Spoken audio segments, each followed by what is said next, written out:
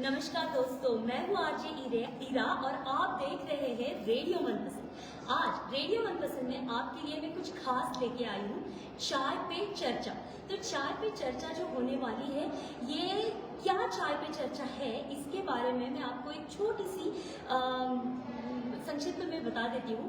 तो आज हमारे यहाँ कैनबरा में आए हैं Nilesh Neelkanth okay ji.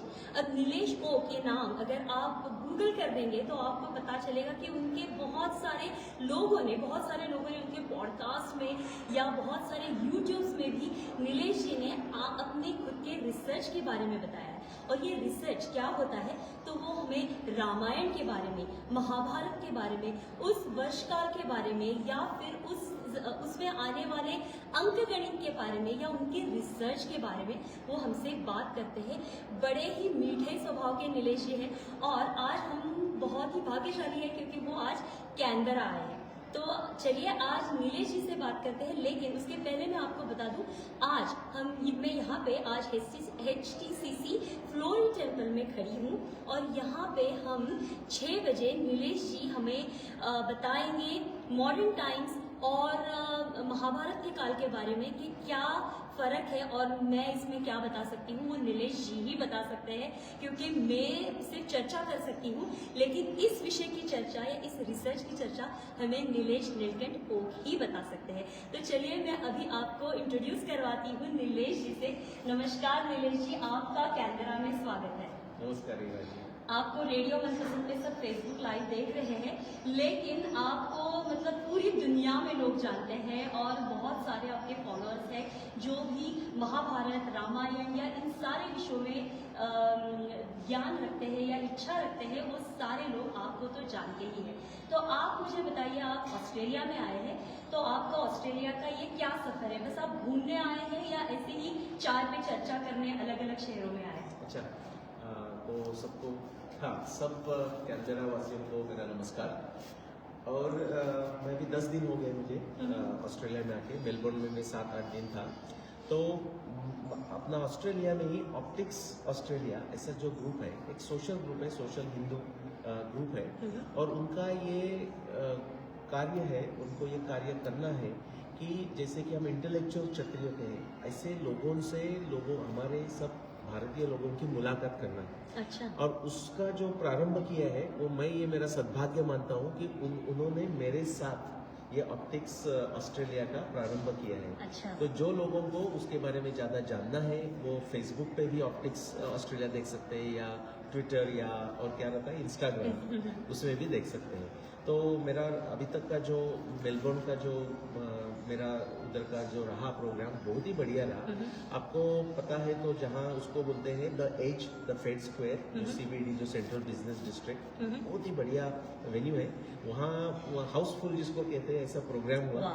And 7 दिन में समझ लो ऑलमोस्ट 7 प्रोग्राम्स हो गए, छोटे मोटे पकड़ के। तो ऐसा ही बहुत अच्छा लगा मुझे। तो मतलब आज कैनबरा वाला आपका प्रोग्राम 8वां प्रोग्राम है। हाँ। इस बारे में तो आप इस 8वें प्रोग्राम में मैं और एक बात आपको बता दूं कि नीलेश जी ऑथर भी है, रिसर्चर भी है, और उन्होंने आज तक 3 किताबें लिखी है, रामायण के ऊपर, महाभारत के ऊपर, महाभारत वॉर के ऊपर, और तीसरी किताब विश्व निर्माण के ऊपर लिखी हुई है। तो आप ये सब भी गूगल कर सकते हैं, नीलेश जी के बारे में आप और भी जानकारी जान सकते हैं।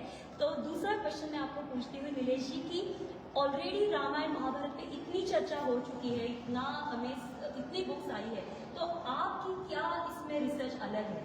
जैसे कि समझ लो हमें कोई भी चीज समझनी है ना, तो जैसा हम धर्म अर्थ कामों कहते हैं, वैसा ही देश काल पात्र, तो एक चीज का हमें कहाँ हुई ये एक समझ में आ जाती है, दूसरा उसका कॉन्टेक्स्ट क्या है, और लेकिन तीसरा कब हुई वो भी समझना जरूरी है। नहीं तो हमें कॉन्टेक्स्ट ही नहीं समझता, सर्कमस्टेंसेस समझते नहीं। तो मेरा जो एक 30-35 साल का जो काम है वो ऐसा है कि अपना महाभारत की वो जो टेक्स्ट है, या रामायण वो जो टेक्स्ट है, उसी के ही साक्ष्य लेके, और आज की जो हम विज्ञान की पद्धति कहते हैं वो कोई नई पद्धति नहीं है, वो भारत में ही दी हुई पद्धति है, जिसे कि हम न्याय दर्शन कहते हैं या दर्शन शास्त्र कहते हैं, उसमें से ही आई हुई। लेकिन लास्ट 500 ईयर्स में जिसको हम वेस्टर्न साइंस कहेंगे या आधुनिक विज्ञान कहेंगे, उसका उपयोग करके सिंपल में कहे तो 20 से भी ज़्यादा बहुत सारे जो वैज्ञानिक विषय हैं जैसे oceanography, climatology, geology, astronomy, genealogy, genetics, physical anthropology, ये सब में से जो वर्णन है और उसका महाभारत या रामायण या ऋग्वेद उसके जो वर्णन है अंदर उसके साथ संबंध लगा के काल और निर्णय निश्चित करना, ये मेरा काम रहा है। बाकी लोगों ने प्रयत्न तो किए हैं लेकिन वो वैज्ञानिक नहीं है, वो बहुत बात तर्क दुष्ट है। और सबसे आश्चर्यकारक बात यह है कि बहुत सारे भी बाकी सब 100% नो एक्सेप्शन ऐसे जो हमारे लोग हैं संशोधन करने वाले, उन्होंने महाभारत का काल निकालने का प्रयत्न किया, महाभारत का कोई भी संदर्भ नहीं लेके न लेके। अच्छा। सेम चीज रामायण के साथ, ये तो तर्क दुष्ट विधान होता है। तो ये मेरी काम की विशेषता है। और ऐसा कहें कि वो वाल्मीकि कृपा है और व्यास कृपा है।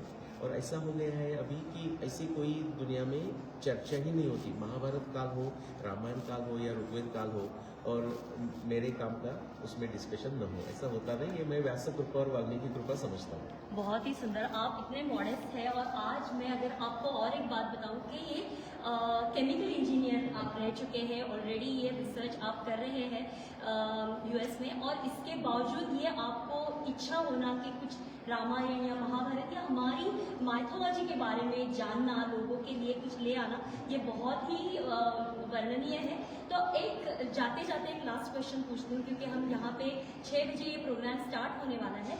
तो आज के प्रोग्राम में आप क्या लोगों को क्या बताने वाले हैं? आज के प्रोग्राम में ये बताना है कि कोई ऐसा एक व्यक्ति में ऐसी कोई विशेषता नहीं रहती कि उनको कुछ स्पेसिफिक आता है करके कर सकते हैं। हम सब लोग ये कर सकते हैं। क्या होना चाहिए?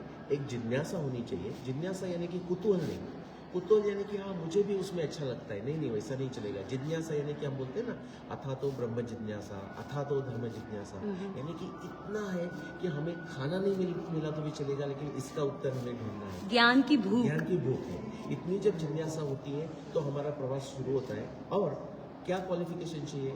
जो कुछ हमें सीखने की जरूरत है वो हम कोई भी सीख सकता है। लेकिन जैसे भगवान पतंजलि अपने योग सूत्र में कहते हैं, ये 4-5 चीज़ों की बहुत ही जरूरत है। वो है श्रद्धा, वीर्य, स्मृति, समाधि, प्रज्ञा। तो श्रद्धा नहीं है तो श्रद्धावान लभते ज्ञानम करके भगवत गीता में कहते हैं, श्रद्धा होनी चाहिए। और उसके बाद वीर्य भी तपस्या करने की हिम्मत चाहिए। श्रद्धा, वीर्य, स्मृति, बहुत सारा स्टडी करना पड़ता है, रिव्यू पेपर जैसा। स्मृति, समाधि, एक कोई चीज़ पे फोकस करके 10-10, 15-15, 20-20 साल काम करना, ये महत्वपूर्ण है। और जो लास्ट में है जो प्रज्ञा, यानी कि हमारी जो बुद्धि है ना, उसको पॉलिश रिफाइन करके ये सब श्रद्धा के साथ संबंध करे तो कोई भी आदमी जो मैंने काम किया वो कोई भी कर सकता है। बहुत सुंदर। चलिए, इससे भी संतोष जी हमारे साथ है। नमस्ते संतोष जी।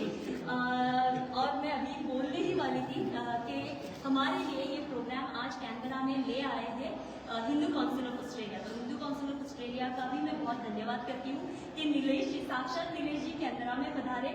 उनके बहुत सारे, मतलब पूरी दुनिया में उनके फॉलोअर्स तो है ही, लेकिन आज हमें उनसे बात करके ऐसे लगा ही नहीं कि आज हम पहली बार मिल रहे हैं, कि इतना मतलब बहुत ही मॉडेस्ट, इतना स्नेह बात करने बहुत अच्छा लग रहा है। तो अगर आप आ रहे हैं तो ये प्रोग्राम में ये चाय पे चर्चा 6 बजे शुरू हो रहा है, तो आप ज़रूर आइए। हिंदू काउंसिल ये प्रोग्राम आपके लिए ले आया है और ये विनामूल्य है, फ्री है।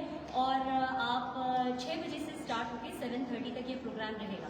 चलिए, तो और अगर आप यहाँ पे आते हैं तो और भी जानकारी आप ले सकते हैं नीलेश जी से, या नहीं तो आप गूगल करके देख सकते हैं कि नीलेश जी ने क्या क्या रिसर्च किया है, या उनकी किताबों से भी आप जान सकते हैं। मैं हूँ आरजे ईरा, आज बात कर रही थी नीलेश नीलकंठ ओक जी के साथ, और ऐसे ही चलती रहेगी चाय पे चर्चा।